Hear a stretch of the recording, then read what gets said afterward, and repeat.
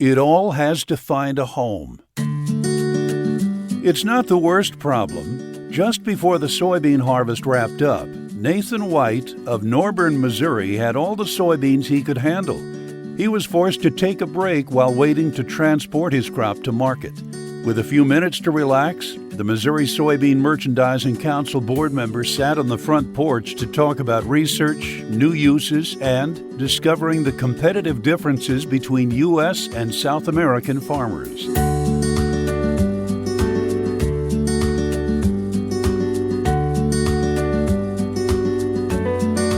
Nathan, tell me about your involvement with the Soy Transportation Coalition. I have been involved with the coalition for almost 2 years now.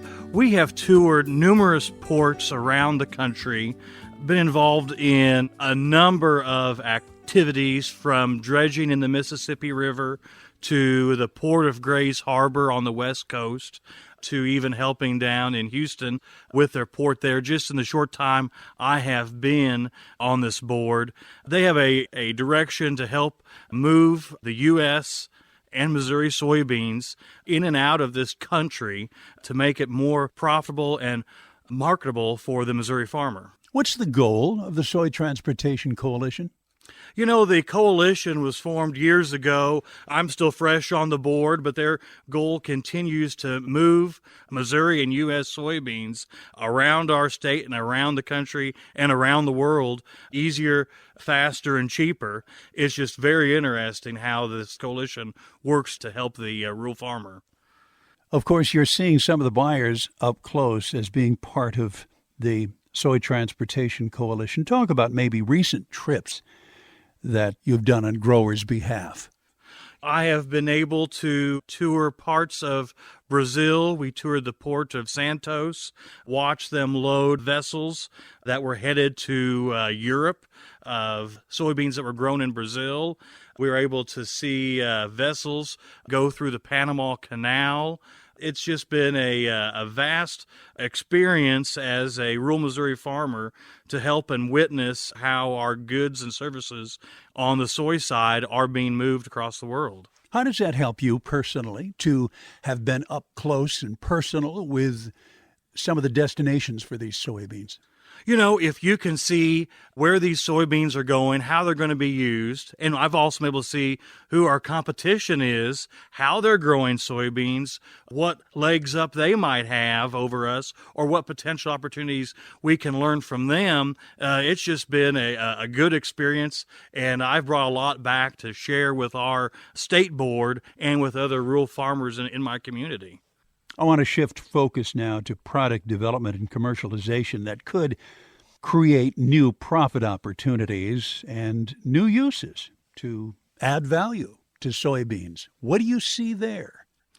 MSMC works with Arable Labs. They are a group that is 100% focused on finding uses for Missouri soybeans, its oil, and products. We're seeing companies from as far as Goodyear to DeWalt take hold of some of the opportunity that is there with the different types of lubricants, greases, oils, anything that can help the soybean farmer. Arable Labs and the MSMC is working hard to get that as a possible profit stream and something that can be just one more avenue where our soybeans can go. Nathan, I want to dive deeper into Arable Labs that you've mentioned. What's unique about that lab? Arable Labs has been a partner of MSMC for a long time now. They are 100% devoted at looking at what opportunities are out there for our soybean oils. I know I personally I've purchased a few products that Arable Labs have been working with on these other companies, from my DeWalt chainsaw oil and lube to grease pads for my fifth wheels on my semi-trailers. They are a unique company that is working for the Missouri farmer, finding good opportunity. Trade missions. You talked a little bit about some travel that you've done with the Soy Transportation Coalition, but what trade missions have you taken part in? I have been on the Brazil trade mission. We spent a couple weeks this spring traveling through different territories of Brazil and it was one of the most unique experiences I have probably ever had as far as leaving the country and touring large production agriculture on a scale that it's hard to believe that just in a few years how Brazil has come to be the powerhouse of agriculture that there are today. I learned so much on that trip, what they're growing, how they're growing it, the mass production and quantities they can grow, their outstanding yields, and then to see some of their limiting factors, which are slowing them down, which is the transportation. Mother Nature is very unpredictable down there, and the vast amount of soil issues which they have to work with to raise a good crop. What is the value that you see in being face to face with buyers where they live, so to speak? I think if you can meet the person on the other end that is buying your product, that is commenting on anything from the oil and protein to the quality which they're receiving, which they can't receive from other countries, that is pretty interesting. And when you're able to work with them through these different groups, it is a blessing that we have our checkoff that can make these projects happen. Otherwise, there wouldn't be anyone out there doing it. So, being you brought it up, let's talk about that. How do you feel about paying that check off? With the decline of soybean prices, every penny counts, but I think the U.S. soybean checkoff, the Missouri checkoff, is one of the best things that our grandparents brought to the table as far as rural agriculture. You're having a group out there every day fighting for your product, for how you raise it, where it goes, and what else can be done. I'm so thankful for Missouri soybean. It's been a true blessing, and I'm just glad to be one piece of that puzzle helping continue on. So it sounds like you're in favor of it, but how did that perspective change when you became part of the board? Well, that's an excellent question, Tom. I didn't know what to expect when I got on the board. It was like drinking from a fire hose immediately, but you learn instantly that the foundation that our farmers before us have laid on getting this organization as strong and as powerful as it is today is a true blessing. From helping with keeping soy meal, with soy oil, from helping with Paseo, with Mid-Missouri biofuels. The checkoff in this state has paid hand over fist back to the Missouri farmer and checkoff payer. I almost wish we were on video. We are in such a lovely location here near a 100-year-old house under your care, and you are at the tail end of harvest. So tell us how harvest has gone for you.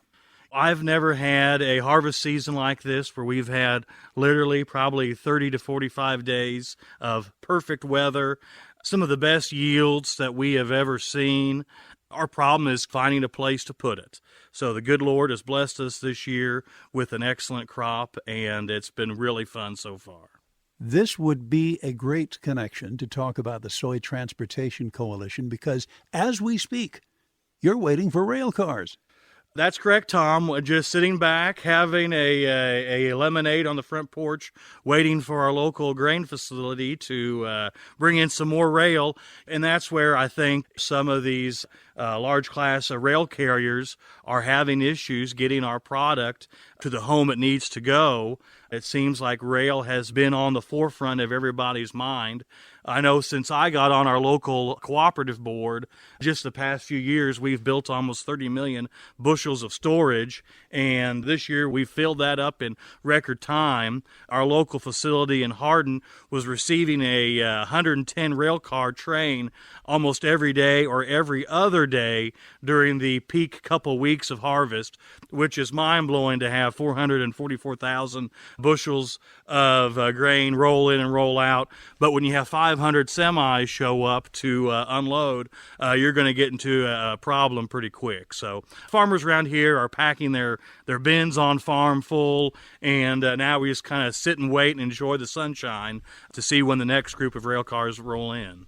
Where do your soybeans go? Through our Ray Carroll Cooperative, most of them are marketed either through the Gulf or down to Mexico. Through the KCS, which is our two facilities south the river at Corder and Slater, most of those are ran down to Mexico.